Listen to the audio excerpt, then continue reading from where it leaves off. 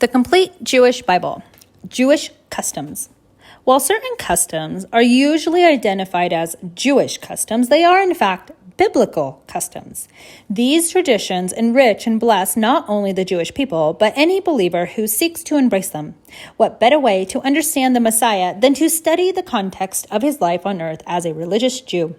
The first followers of Yeshua, nearly all Jews, did not abandon their traditions and practices, and neither did Yeshua. The biblical customs practiced are often the missing key to unlocking the depths of the scriptures.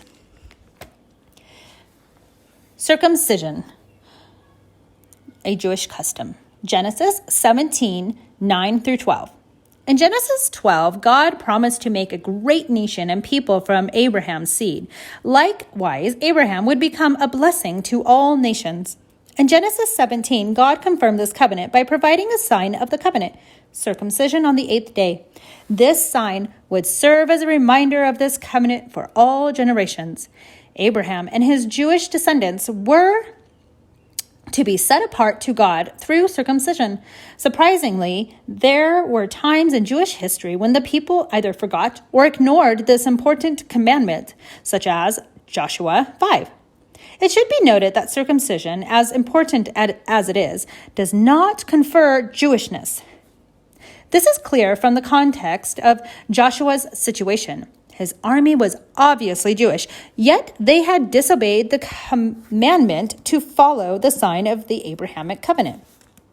While the surgical procedure for circumcision, the removal of the foreskin of the penis, is relatively simple, a rather elaborate ceremony has developed within traditional Judaism to properly observe the custom. According to Genesis 17, 9 through 12, the traditional circumcision always takes place on the 8th day of the baby's life. The only legitimate expectation is when the infant is ill. Since circumcision is a family life cycle event, it is commonly a home ceremony followed by a party. Jewish customs, head coverings. Exodus 28, 1 through 4. From the days of Moses, one of the distinguishing marks for the Jewish people has been the head covering. Traditional Jewish women often cover their heads with a scarf or even a wig.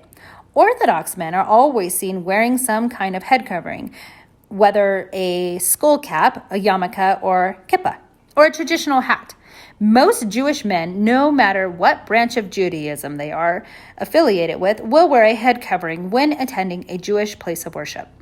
The concept of a head covering was formalized with the priestly garments of Israel. The sons of Aaron and the tribe of Levi were appointed as priests, Kohanim. They were to represent God to the people, but also to the people to God.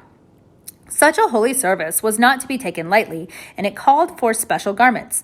Among this holy attire was the turban embellished with the words, "Set apart for Adonai," Exodus 28, 36 through 38. Although this custom was originally applicable only to the priesthood, later in history, the larger Jewish community began to wear head coverings. The assumption was that if the priests were required to cover their heads, then it would be appropriate for all men to wear this sign of submission. Jewish customs, kosher laws. Leviticus 11, 1 through 47. One of the more important customs given to God by the Jewish people is the Kosher Dietary Law. Leviticus 11 provides the most detailed, accurate account of the principles of the kosher laws. Some animals, birds, fish, and insects are considered acceptable to eat, while some are not. There are dietary and health issues, especially in ancient Israel, and there are spiritual lessons in this as well.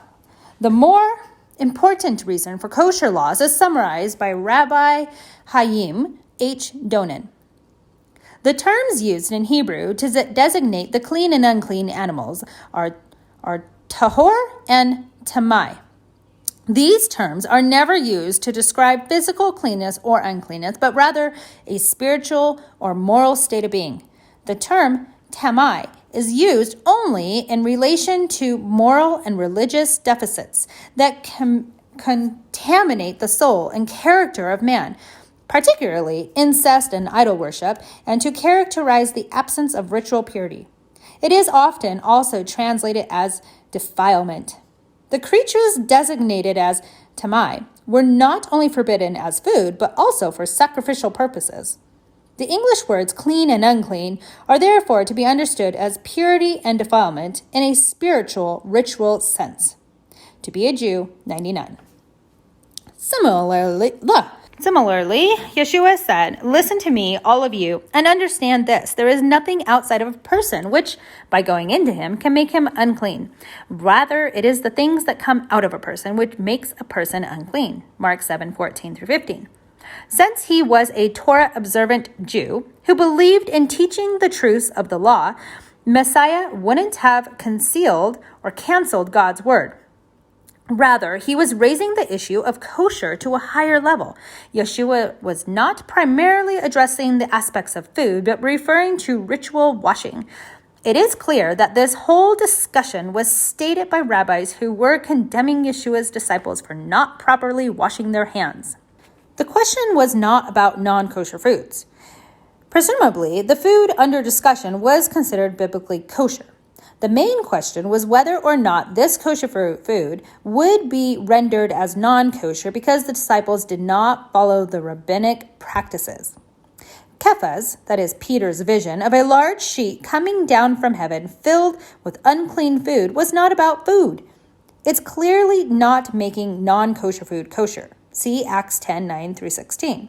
And God was expecting this Jewish zealot to open his eyes to Gentiles receiving salvation, as Cornelius, a Gentile centurion, was to be now allowed to come into Peter's house. Peter finally understood this, as recorded at verse 34-35. In other words, Gentiles were kosher for salvation. Jewish customs. Baptism. Leviticus 14:1-9. Ceremonial washings are as old as Torah itself. God commanded the Hebrew people to wash their clothing before he gave them the law at Mount Sinai in Exodus 19:10. The Leviticus 8:16, Aaron and his sons were commanded to wash before they ministered in the tabernacle, and there were ritual cleansings for various flows of bodily fluids. See Leviticus 15. Perhaps the most instructional passage in the Torah about the act of total immersion is the healing of leprosy. The practice of mikvah, the ritual bath where the mikvah was performed, I don't know what that word is, sorry, Typhillin was performed, was quite common in the Second Temple period, as shown by the large number of references to this custom in the Talmud. The ritual immersion for healings and service continued as prescribed by the Torah. With the destruction of the temple, the custom of mikvah also changed. The priest cleansing and the related healings were no longer practical, though modern Judaism maintains that the need for mikvah in some situations. The Bible says little about the actual construction of a mikvah. However, what the Bible leaves undefined, the rabbis have definitely put in great detail. Despite all details, one should not lose sight of the mikvah's meaning. The Bible draws a distinction between the holy and the profane. The waters of the mikvah teach the Jewish people a great deal concerning these truths. One Jewish interpretation of the mikvah relates to an experience of death and resurrection, and also to the re-entry into the womb and re-emergence. Immersed fully, one is like the fetus in the womb, and coming up out of the water, it is as if one is reborn. The individual who has sinned and become impure is transformed. He dies and is resurrected and becomes a new creation, like a new child. Barabam 5:69. The most prominent example of total immersion in the New Testament is found in John 1. Yochanan, the immerser, John the Baptist, was a prophet who practiced it as an integral part of his ministry. This account matches many of the details already known about mikvah of that day and its significance in the Jewish culture. The high holy days, which include the Jewish New Year, Rosh Hashanah, and the Day of Atonement, Yom Kippur, is the most focused time of the year when Israel assesses her spiritual condition and turns back to God. To this day, men still immerse in the mikvah as a sign of their inward cleansing as they spiritually prepare for the holy days. Jewish customs, tzitzit, fringes, and tallit, prayer shawl. Numbers 15:37 through 41. The command that men wear fringes, tzitzit, on the corners of their garments is directly from God. He wanted Israel to constantly be reminded that they were a distinct people, set apart for the service of the one true God. Even the clothing of the Jews reminded him of this special calling. The tzitzit, fringe, fingered garments, or tassels, was a clear indication to the world that Israel had a God-ordained mission. The custom of wearing fringes is still followed today by traditional Jews, with some slight modifications from the biblical command. The most obvious adaptation for most Jews is that the fringes are not worn as a part of the regular garments. Instead of the tassels on the corners of the tunic or outer garment, Jewish tradition developed the custom of wearing a prayer shawl with fringes, talit, in synagogue or during special worship occasions. This biblical custom underwent some changes, most notably during the Middle Ages when Jews were scattered throughout the Gentile world. Wearing the fringes on their personal garments would have meant subjecting themselves to persecution and danger. Therefore, the custom was modified so that the fringes were mainly worn in the synagogue. Orthodox Jews today feel that they still fulfill the spirit of the commandment by wearing an undergarment that carries the fringes, a small prayer shawl. This garment is worn during all waking hours. The Gospel of Matthew provides an account of Yeshua observing this commandment. The word had spread throughout Israel that a great rabbi and healer had come. Multitudes of people sought his touch, thinking this might even be the long-awaited Messiah. Matthew's account describes the healing that took place when a woman who had suffered from a hemorrhage for 12 years approached him from behind and touched the tzitzit on his robe. For she said to herself, "If I can only touch his robe, I will be healed." Yeshua turned, saw her, and said, "Courage, daughter, your trust has healed you." And she was instantly healed. Matthew 9:21 through 22. There was a tradition that a person could be healed if he or she touched the fringes of the Messiah's garment. The fact that this woman reached out to the tzitzits of the Messiah was a statement of faith, not superstition. Her reaching out to the healing power of God was an indicator of her spiritual condition, so it is not surprising that Yeshua validated her action. One should not miss the obvious fact that Yeshua himself wore tzitzits as commanded by the Torah. Jewish customs, the Mitzvah, Deuteronomy 6:4 through 9. The manner in which this custom was actually observed took various forms in Jewish history. Over time, the custom evolved that a small box or container, a mezuzah, which means door jamb or frame, would be attached to the doorpost. To this day, mezuzah is a sign of a house that honors God and is dedicated to his service. The most important part of mezuzah is the parchment inside bearing two biblical passages, Deuteronomy 6:4 through 9 and 11:13 through 21. The mezuzah is normally affixed on the right side of the doorway as one enters a room in the upper third portion. It is common to see people touch the mezuzah as they pass through the doorway. Pardon me if I don't pronounce that correctly. Specifically, one is to kiss one's fingers and touch the word Shabbatai to show one's love for God. The mezuzah is an important custom that God has appointed to help his people remember him in his ways. Although there is no specific reference in the New Testament to this custom of affixing a mezuzah, there are a number of principles that can apply to it. For example, Yeshua affirmed the truth contained in the mezuzah. When he was asked by a rabbi which commandment he considered to be the most important, Yeshua responded with the passage found in the mezuzah. "Hear, O Israel, the Lord our God, the Lord is one." Mark 12:9 and Deuteronomy 6:4 through 5. The words of Yeshua became more meaningful in light of the significance of doorways and gates in Jewish culture, as he explained to his disciples, "Yes, indeed, I tell you, I am the gate for the sheep. I am the gate. If someone enters through me, he will be safe and will go in and out and find pasture." John 10:7 and 9. Jewish customs, phylacteries, Typhillin. Deuteronomy 11:13 through 21. One of the most ancient commands of the scripture is that Hebrew people tie certain reminders of their relationship to God on their hands and foreheads. Like the mezuzah on the door and the tzitzits on the garments, they were reminders of God's commands, even on a Hebrew man's body.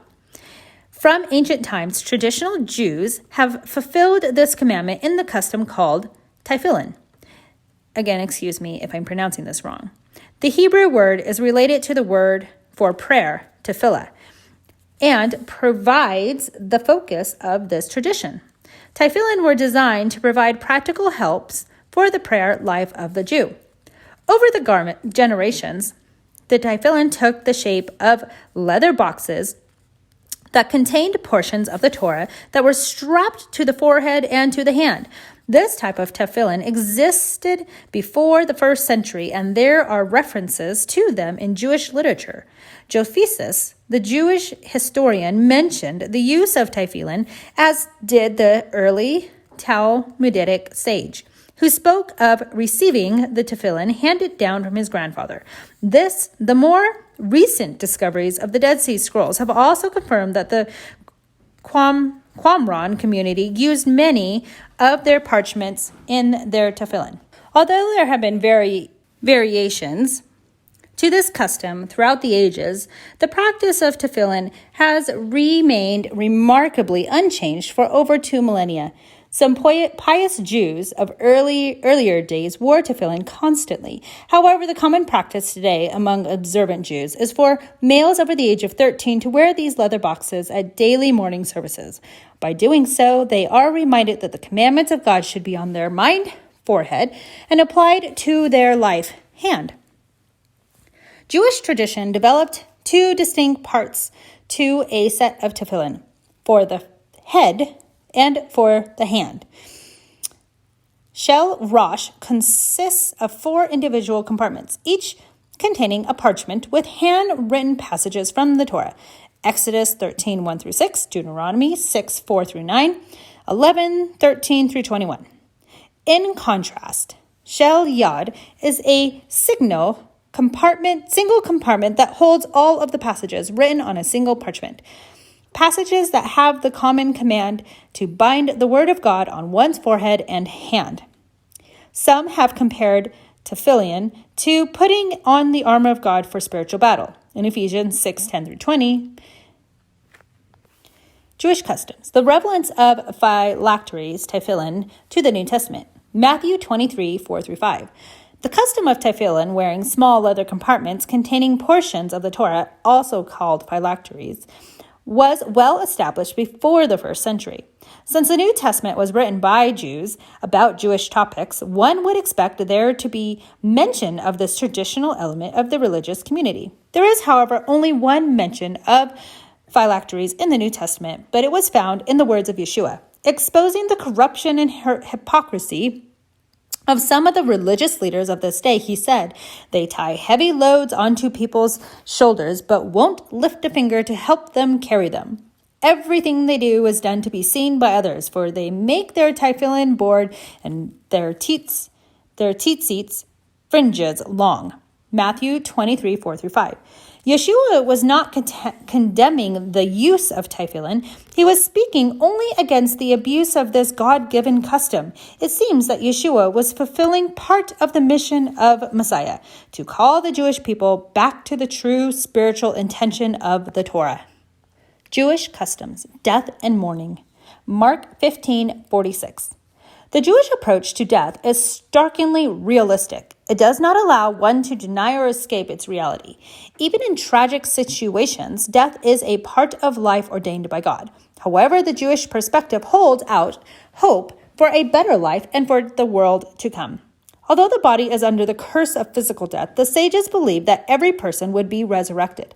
Thus, the preparation of the body for burial is considered one of the most important commandments or good deeds, mitzvah, to be performed. It is most exemplary because it is a good deed that cannot be returned. Following proper washing and cleansing, the deceased body is clothed with a white robe or shroud modeled after the priestly garments worn in the temple. The symbolism of the simple shroud is striking. The rabbis encouraged simplicity as a way of keeping a proper perspective. In death, we are all equal, regardless of our situation. This is also why no shoes are placed on the body, so there is no difference between rich and poor. As was common, Joseph of Arimathea followed the custom of providing the proper burial garment. After claiming the body of Yeshua, he purchased a linen sheet and wrapped Yeshua in it. Then Joseph laid him in a tomb that had been cut out of the rock and rolled a stone against the entrance. After Shabbat was over, the female followers came to complete the cleansing and preparation of Yeshua's shrouded body with perfumes and spices. A Jewish burial today is virtually the same. Jewish caskets are made of simple pine wood pegs and replace nails. The coffin is placed directly in the ground in fulfillment of Genesis 3:19. You are dust and you will return to dust. Mourners file past the grave and shovel a small amount of the dirt on the coffin to help create closure. As participants leave, they pull a blade of grass and toss it to the ground, reciting Psalm 103:14. For he, Adonai, understands how we are made. He remembers that we are dust. Following the service and burial, it is traditional for the immediate family to return to their home where friends and family come to visit, reminisce, and pay their respects. Since they have been close to a dead body, it's customary to rinse one's hands before entering the home. This takes place over the first 7-day period of mourning called Shiva, which means 7. During Shabbat, the family stays home and continues to receive visitors who bring food so that the family won't need to prepare their own meals. They sit on wooden boxes to remember the reason for this time of their withdrawal from daily activities. Mirrors in the house are covered, and men do not shave as a reminder that there is no place for vanity during mourning. Jewish customs, the importance of customs. Luke 2:22 through 24.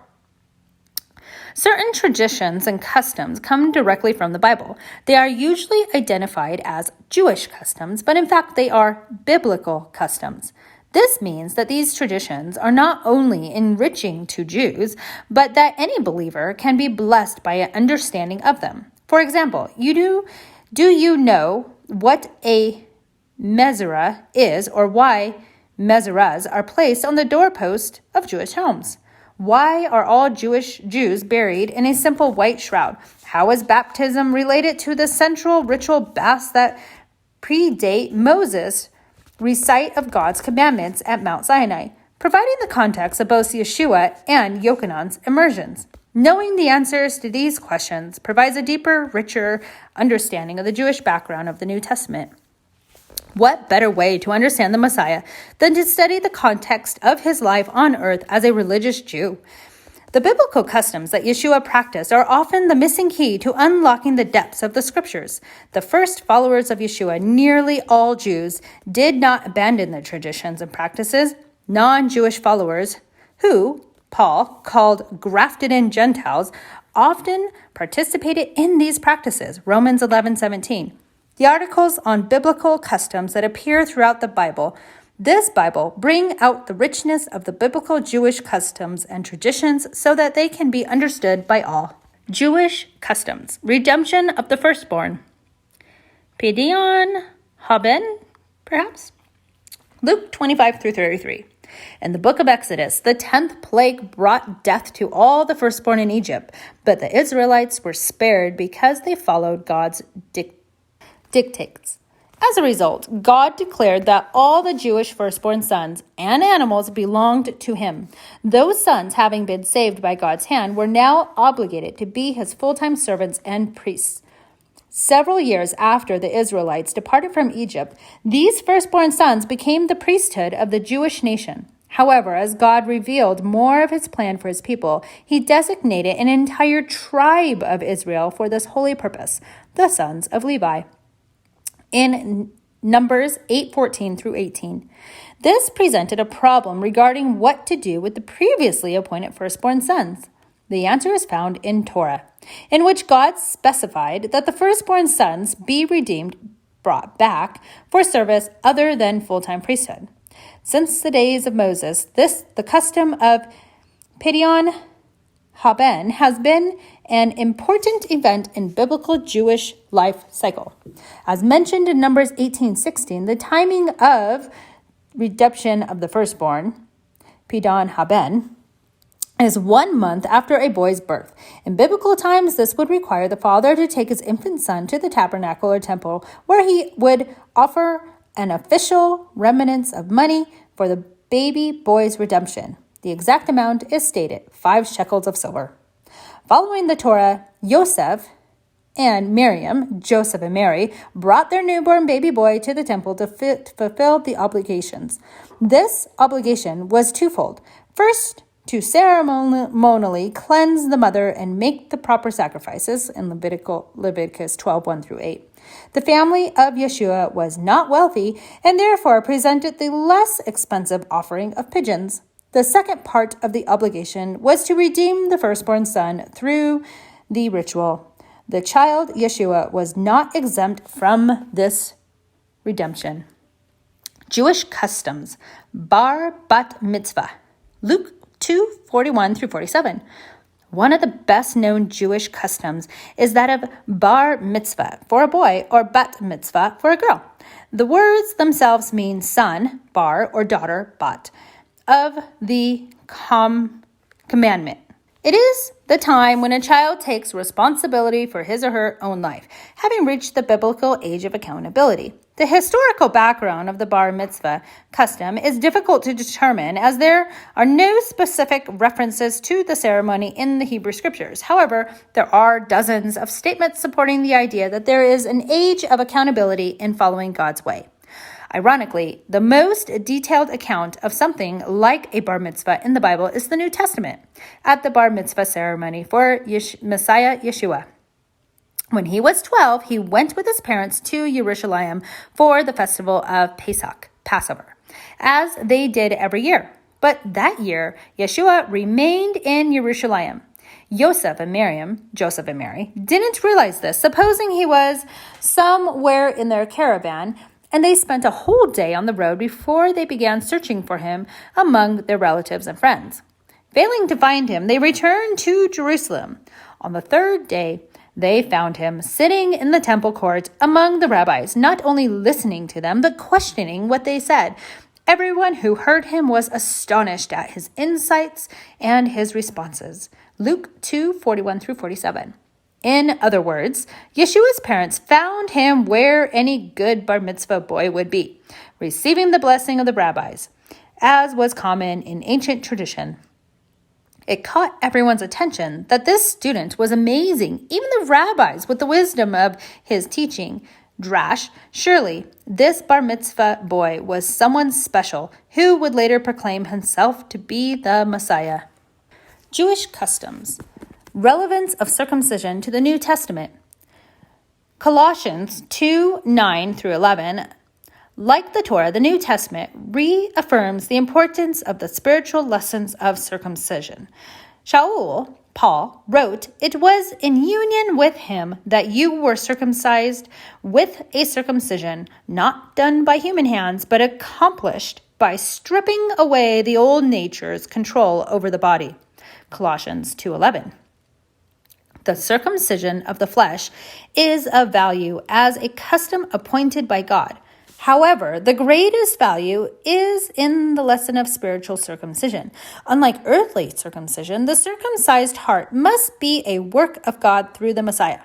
So when understood within its spiritual context, it becomes clear that the New Testament never denounced the custom of circumcision. See Romans 2:17, 28-29. On the 8th day, when it was time for his circumcision, the Messiah was given the name Yeshua, which is what the angel had called him before his conception in Luke 2:21. Acts 16:1-3 is the account of Timothy's circumcision. While he was born Jewish, he was not raised in a traditional way. Since Shaul desired to take Timothy with him to the Jewish communities, he made sure that Timothy had a circumcision, even though it was at a later stage of Timothy's life. Regarding circumcision, Paul says, "Mark my words, I, Shaul, tell you that if you undergo circumcision, the Messiah will be of no advantage to you at all. Again, I warn you, any man who undergoes Brit Milah, circumcision, is obliged to observe the entire Torah." Galatians 5:1-3. The context of this letter to the Galatians is often overlooked. It is essential to remember that Shaul was addressing non-Jews who were seeking to earn merit before God by following the Torah. The next verse clarifies the problem. You who are trying to be declared righteous by God through legalism have severed yourself from the Messiah. You have fallen away from God's grace. Galatians 5:4. Shaul never intended to imply that it was somehow inherently wrong for believers in Yeshua to follow circumcision as a custom. The context made it clear that they were under the false belief that they could somehow be justified, that is, saved, by submitting to a circumcision. Paul refutes this false doctrine since neither Jew nor Gentile could ever be justified by the works of Torah. See Romans 3:20. Hence, there is a balance in the New Testament that affirms the proper perception of circumcision. Jewish custom, the Jewish wedding. Revelation 20:4. The Jewish wedding is a unique illustration of the Messiah's relationship with his followers. It is no wonder then that there are numerous references to it in the New Testament. In biblical times, the process of getting married was comprised of 3 phases that took more than a year to complete. The actual ceremony was the culmination of these 3 stages. The first stage of the process means match, Shadukin, I think, and starts with the selection of the bride. This is called a shaduk, making a match, and is performed by a shadchan, matchmaker. This is seen in Genesis 24, where Abraham sends his servant to make a match for his son, Isaac, trusting that God would guide the search. Women often became matchmakers. Sometimes the father of the groom would make the match. In either case, it is no longer practiced. Yet, this is still a picture of believers in Yeshua having been chosen by Messiah's bride. See Ephesians 1:4. The second phase, Arisim, means betrothal. It is the formal 1-year period when the 2 parties receive the betrothal blessing and become officially engaged. They are not to live together, but the commitment is so secure that it would take a religious divorce to nullify the agreement. The get, a divorce, is an option available only to the husband. Thus, the lesson is clear from the Jewish wedding. Believers are eternally secure in Messiah's covenant because it cannot be broken unless he breaks it, which he says he never will. As Yeshua said, I give them eternal life. They will absolutely never be destroyed, and no one will snatch them from my hands. John 10:28. During a Yersin betrothal, the groom has responsibilities. The most pressing being preparing the couple's future home. Yeshua said, "In my Father's house are many places to live. If there weren't, I wouldn't have told you, because I am going there to prepare a place for you. Since I am going and preparing a place for you, I will return to take you with me, so that where I am, you may be also." John 14:1-3. The Nisim completes the process and the spiritual picture of Yeshua, the bridegroom, and his bride. According to ancient tradition, the groom comes for his bride at the end of the 1 year. The 1-year betrothal.